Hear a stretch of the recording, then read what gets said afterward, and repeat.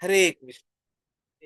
दंडवत प्रणाम. तर आपल्या ह्या साप्ताहिक भगवद्गीता दैनंदिन जीवनामध्ये 108 महत्वपूर्ण श्लोक ह्या शृंखलेमध्ये आपल्या सर्व भक्तांचं स्वागत आहे. आज आपण ह्या शृंखलेमधला पुढचा श्लोक जो आहे तो अध्याय 7 आणि श्लोक क्रमांक आपला जो आहे तो आहे 28. आजचा 56वा सत्र आहे. हरे कृष्ण. तर आजच्या ह्या श्लोकामध्ये आपण पाहतो की कसं तात्काळ दृढतेची अपेक्षा ठेवायला नको. आपल्याला वाटतं की अरे चला आता माझ्या दृढता यायला पाहिजे भक्तीमध्ये. तर ह्या श्लोकात जेव्हा आपण पाहतो की भगवान श्रीकृष्ण हे समजवत आहे की कधी तात्काळ दृढतेची अपेक्षा ठेवू नका. निर्धार अजून स्थिर जरी नसेल भक्तीमधला तरी वर्तमान निर्धाराचा उपयोग करा. तर हे कसं समजवतात कृष्ण भगवंत ते आपण आजच्या श्लोकामध्ये पाहणार आहोत. येषां तु अंतगतं पापं जनानां पुण्यकर्मणां ते द्वन्द्वमोहनिर्मुक्ताः भजन्ते मां दृढव्रताः.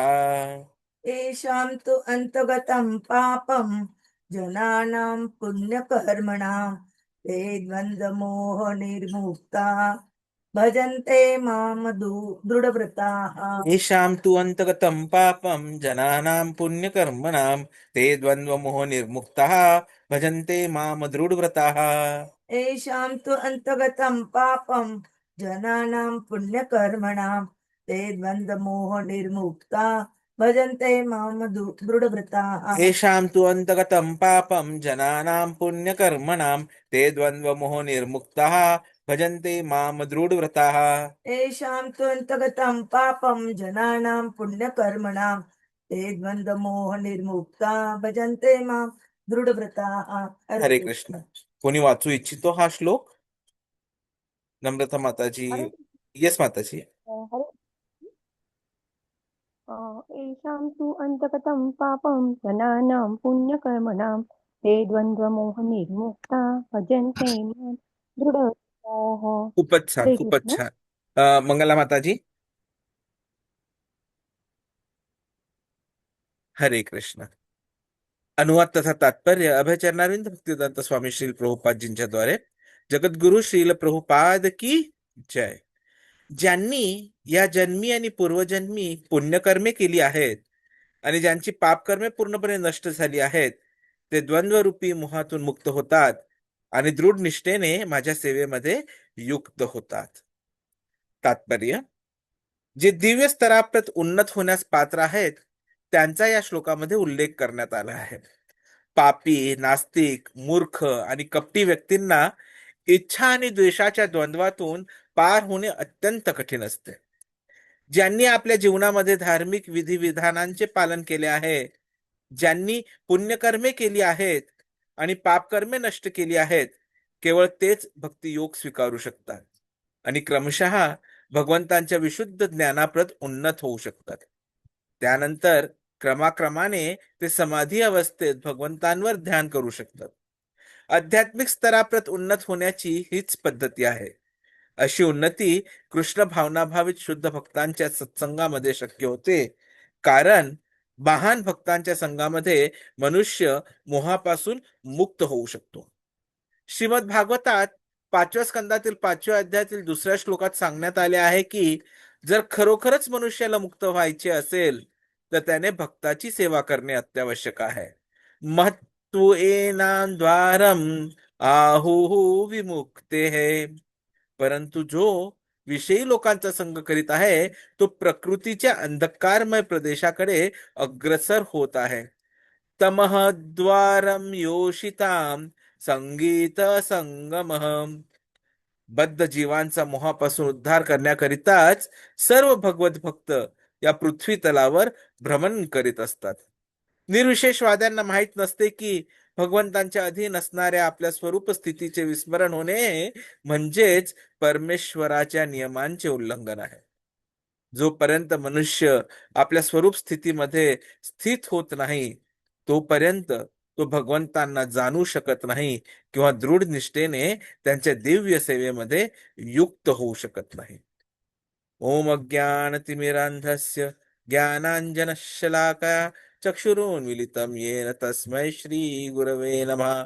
श्रीचैतन्यमनोभीष्टं स्थापितं येन भूतले स्वयं रूप कदा मह्यं ददाति स्वपदान्तिकम् वन्देऽहं श्रीगुरोः श्रीयुतापदकमलं श्रीगुरून् वैष्णवां च श्रीरूपं साग्रजातं सहगण रघुनाथान्वितं तं सजीवं साद्वैतं सावधूतं परिजनसहितं कृष्णचैतन्यदेवं श्रीराधा कृष्णपदान् सहगण ललिता श्रीविशाखान्वितां च नम ओं विष्णुपदाय कृष्णपृष्ठाय भूतले श्रीमते भक्तिवेदांत स्वामी नीति नामिने नमस्ते सरस्वती देवे गौरवाणी प्रचारिणे निर्विशेष शून्यवादी पाश्चात्य देश तारिणे वाञ्छाकल्पतरुभ्यश्च कृपा सिन्धुभ्यैव च पतितानां पावनेभ्यो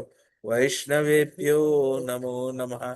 जय श्री कृष्ण चैतन्य प्रभु नित्यानंद श्री अद्वैत गदाधर श्रीवासादि गौर भक्त वृंद। हरे कृष्ण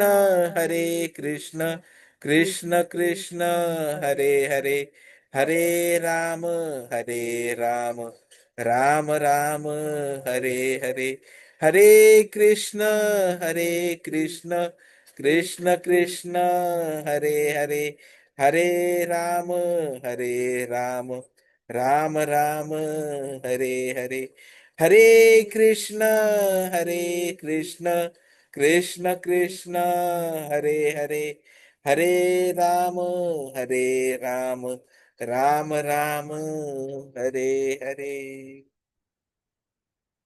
हरे कृष्ण। मागील श्लोकामध्ये आपण पाहिलं की भगवान श्रीकृष्णांनी सांगितलं की सर्व जीव जे आहेत ते इच्छा आणि द्वेषामुळे निर्माण झालेल्या द्वंद्व मोहात अडकलेले आहे, म्हणजे बा कसं भ्रमामध्ये। तर आता आपण आज काय पाहणार आहे? भ्रमातून मुक्त होण्याचा मार्ग।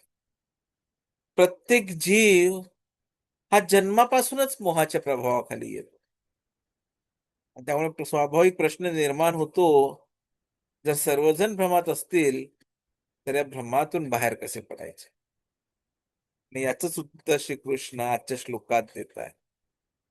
या श्लोकात भगवान सांगतात की जे लोक पाप कर्मांचा त्याग करतात, पुण्यकर्म करतात आणि हळूहळू द्वंद्व मोहातून मुक्त होतात, म्हणजे त्या तीन गोष्टी, ते दृढ निश्चयाने भगवंतांची भक्ती करू लागतात। नाहीतर पहा आपली परिस्थिती किती बिकट आहे।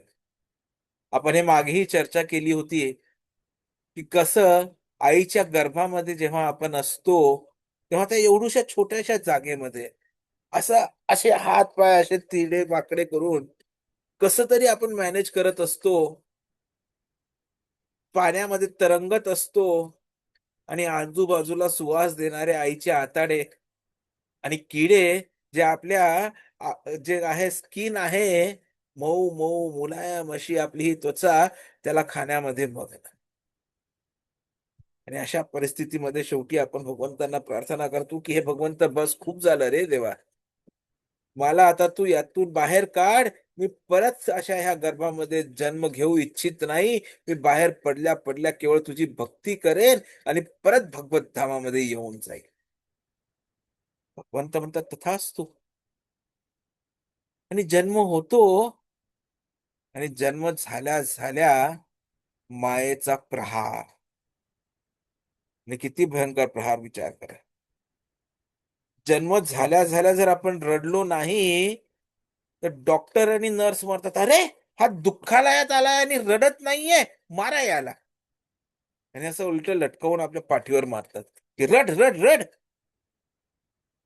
आणि आपली सुरुवात होते रडायची। बरं आपण ह्या काय म्हणू ना, एकदम शॉकिंग असतं हे सगळं काही, याच्यातनं बाहेर पडतोय आणि तेवढ्यात आपल्याला असं मस्त मऊ कपड्यांमध्ये घेऊन एका बाईच्या हातात ठेवलं जातं आणि अरे ही तर आपली आई। आई म्हणते अरे माझा छकुल्या, आणि तेवढ्यात बाहेर ना मग कोणीतरी येतं, अरे मी तुझा बाबा, मग येते अरे मी तुझी आजी, मी तुझा मामा, मी तुझा काका, मी तुझी काकू, मी तुझा भाऊ, मी तुझी बहीण, आणि म्हणतो अरे हे सगळं माझं। आणि आपण अडकतो भ्रमावर. आणि सुरुवातच आयुष्याची कशी झाली, भ्रमातून झाली. अरे हे सगळं माझं आहे, आणि मी माझं म्हणजे काय, तर मी तर हे शरीर आहे, कारण की मला यांनी मारलं आणि मग मी रडायला लागलो. आणि तिथेच मग द्वेषही येऊन जातो. आणि अशा ह्या गोष्टींमधनं काय होते, बद्धता येते. आणि हे कोणा एकासोबत होतंय असं नाहीये, हे सगळ्यांसोबत असंच होणार आहे, होत आलंय आणि होतच राहणार. म्हणून मग हा प्रश्न स्वाभाविकपणे निर्माण होतो, की जर सर्व भ्रमातच आहेत, आणि जे भगवंतांना आपण शब्द दिला, की मी आता परत कर्मांमध्ये अडकणार नाही, मी परत भगवत धामामध्ये येईल, तो शब्द आपण पाळू शकत नाहीये, तर हे भगवंता, आता तूच मला मदत कर. आणि म्हणून श्रीकृष्ण ह्या श्लोकामध्ये सांगतात, काय सांगतायत, की ज्यांचे पापकर्म नष्ट झाले आहेत आणि ज्यांनी याव पूर्वजन्मांमध्ये पुण्यकर्म केले आहेत, असे लोक द्वंद्व मोहातून मुक्त होऊन दृढ निश्चयाने माझी भक्ती करतात. पहा, या श्लोकाचा मुख्य संदेश काय आहे, की सर्व जीव भ्रमात आहेत, पण त्या भ्रमातून बाहेर पडणं शक्य देखील आहे.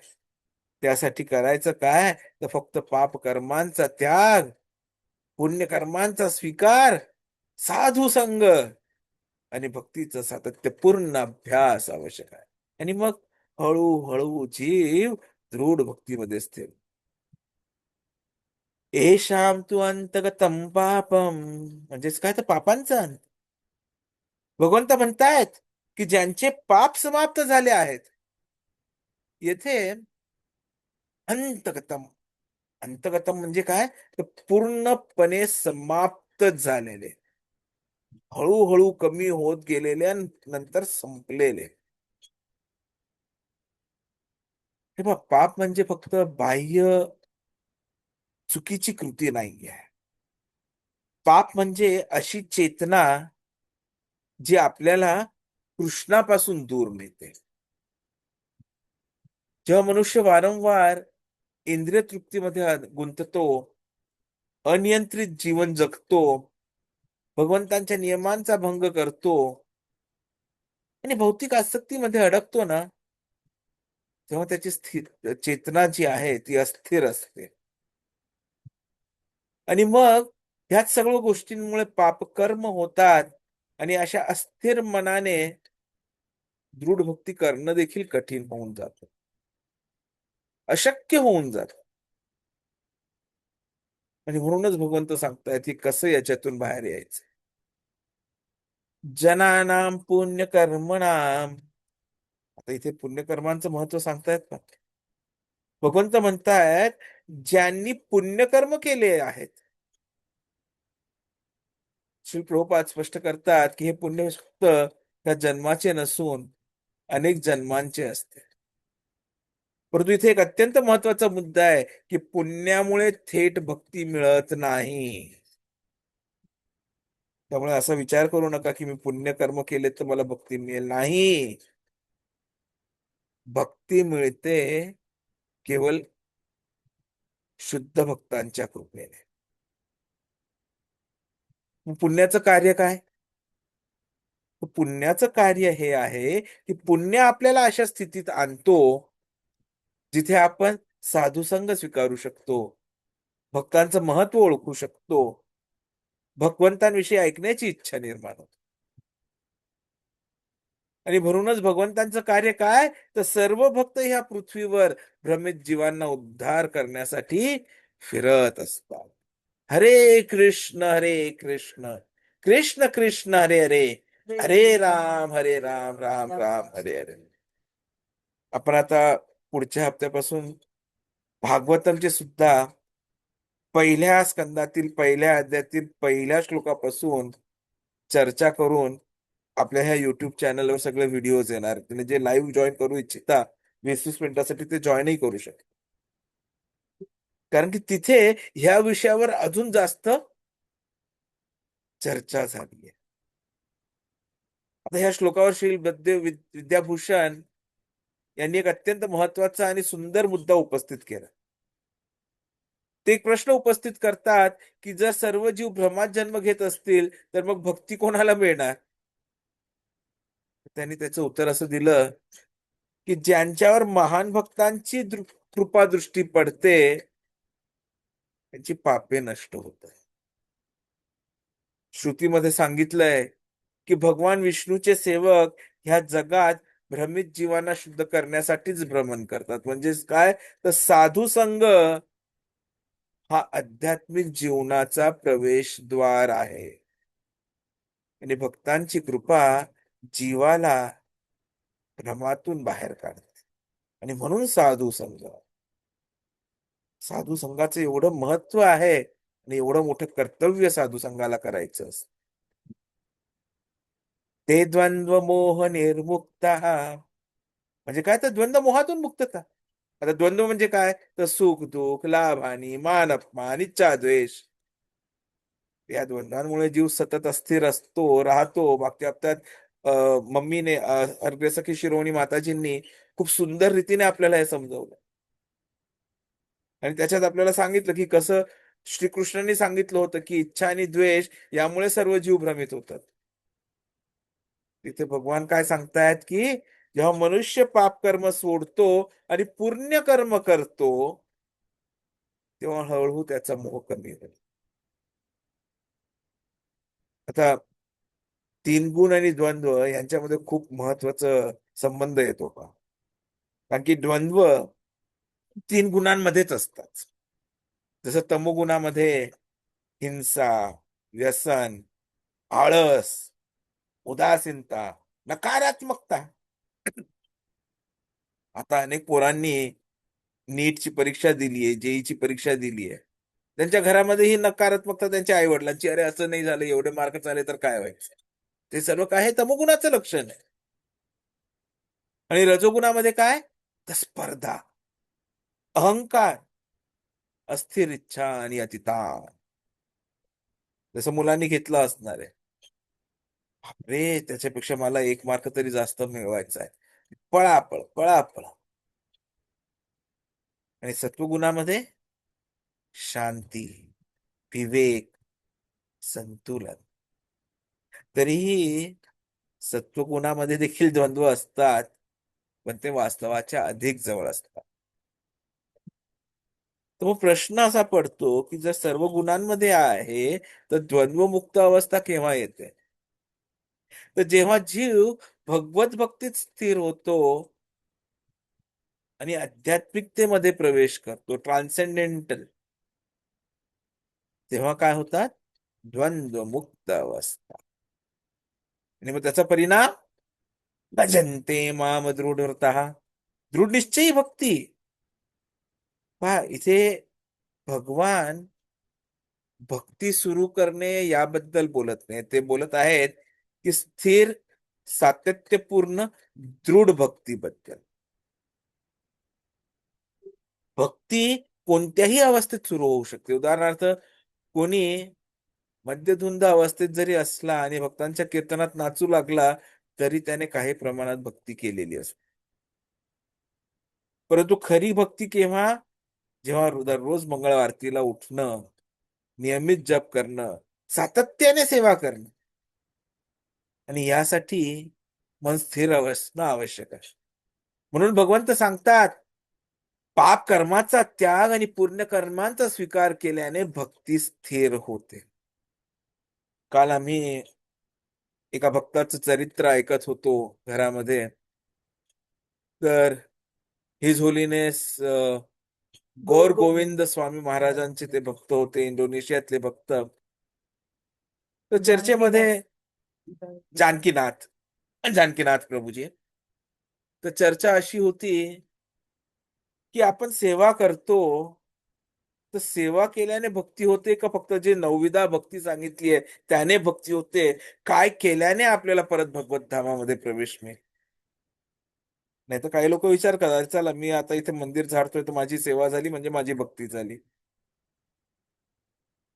क फक्त श्रवणम कीर्तनम विष्णू स्वर्णम जे आपण नवविधा भक्ती पाहिलोय त्यामध्ये भक्ती होते? कारण की भगवंत काय म्हणतात आजच्या श्लोकामध्ये की पाप कर्मांचा त्याग आणि पुण्य कर्मांचा स्वीकार केल्याने भक्ती स्थिर होणार आहे. ती म्हणजे अक्षरशः काय काय केल्याने ते होणार आहे. तर त्याच्यात त्यांनी त्यांच्या संपूर्ण जीवनाचं उदाहरण दिलं आणि शेवटी त्यांनी हे सिद्ध केलं की जेव्हा आपण गुरुच्या आदेशानुसार आपले कर्तव्य करत असतो, कर्म करत असतो ना, तर त्याला भक्ती म्हणतो. नाहीतर पाप काय करतं ना, पाप भक्तीला अस्थिर करत असतं. लगेच प्रश्न येतो की पाप का भक्तीला अस्थिर करतं? तेव्हा जेव्हा आपण पाप कर्माकडे आकर्षित होतो, तेव्हा 3 टप्पे येतात. पहिलं असतं प्रलोभन.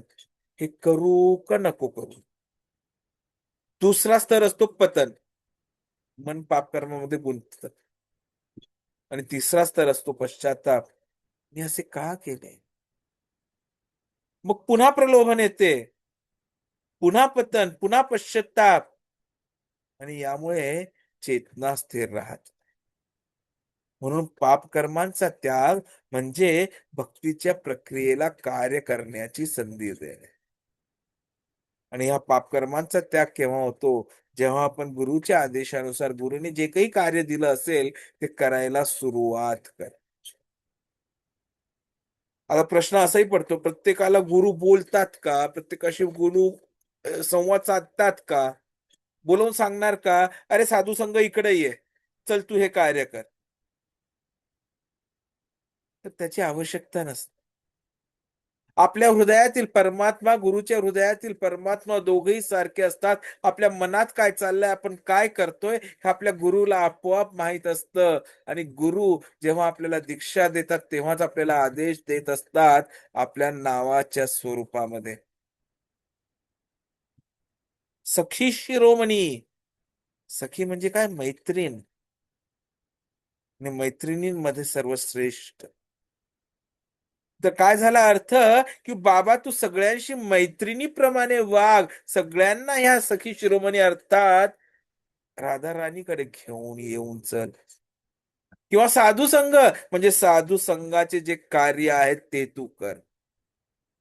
तर नावामध्येच आदेश असतो. वन टू वन बोलायची आवश्यकता नसते. आणि हे जेव्हा व्यक्तीला कळतं, हे जेव्हा शिष्याला कळतं, तेव्हा खरी भक्तीला सुरुवात. आपण एक ओल्या लाकडाचं उदाहरण घेऊ शकतो. भक्तांच्या संघामुळे आपल्या हृदयात भक्तीची ज्वाला प्रज्वलित होते. पण जर लाकूड ओलं असेल तर आग लागत नाही. तसंच तमोगुणयुक्त चेतना असेल म्हणजे काय? तो ओलं लाकूड. सततचे पाप कर्म म्हणजे त्यावर पाणी पडत राहणं. आणि म्हणून प्रभुपादजी सॉरी श्रीकृष्ण इथे सांगतायत की पाप कर्मांचा त्याग करा, पुण्य कर्मांचा स्वीकार करा. अरे त्या पडणाऱ्या पाण्याला बाजूला करा आणि प्रखर सूर्यप्रकाशामध्ये तुमचं लाकूड ठेवा. यामुळे हृदय कोरडे होते आणि भक्तीची आग स्थिरतेने पेटू लागते. हरे कृष्ण कृष्ण कृष्ण हरे हरे, हरे राम राम राम हरे हरे. हेच समजवण्यासाठी भागवतम मधला एक श्लोक प्रभुपादजी तात्पर्यामध्ये उद्धृत करतात. महत्सेवाम द्वारम आहुः विमुक्तेः. ही महात्म्यांची सेवा हे मुक्तीचं द्वार आहे. आणि नंतर काय म्हणतात? तमहद्वारम योषिताम संगी असंगम. की भौतिकवादा लोकांचा संघ हा अंधकाराचे द्वार आहे. म्हणजे काय? तर साधू संघ मुक्तीकडे नेणारे आणि भोगवादी संघ बंधनाकडे नेत. मग प्रश्न येतो की भक्तीची सुरुवात कुठून करायची? तर दृढ भक्तीसाठी शुद्धता हवी आणि शुद्धतेसाठी भक्ती हवी. म्हणजे बा इट्स अ सर्कल. मग सुरुवात कुठून करायची? तो उत्तर आहे जिथे आहात तिथून सुरू करा. जर आपण अजून अस्थिर असू, मन लागत नसेल, जपात विचलन होत असेल, आसक्ती त्रास देत असतील, तरीही आपण आपल्या क्षमतेनुसार भक्ती करत राहायची. आयुर्वेदिक उपचारांचं उदाहरण घेता येईल. कधी कधी रुग्ण खूप अशक्त असतो. डॉक्टर लगेच तीव्र औषध देत नाही. प्रथम सौम्य उपचार देतो. हळूहळू रुग्ण मजबूत होतो. नंतर तीव्र औषध सहन करू शकतो. तसंच खालच्या गुणांनी प्रभावित मन लगेच दृढ भक्ती करू शकत नाही, पण थोडी भक्ती ही हळूहळू शुद्धी आणते. म्हणून स्वतःला दोष देऊ नका. हा खूप महत्वाचा संदेश आहे.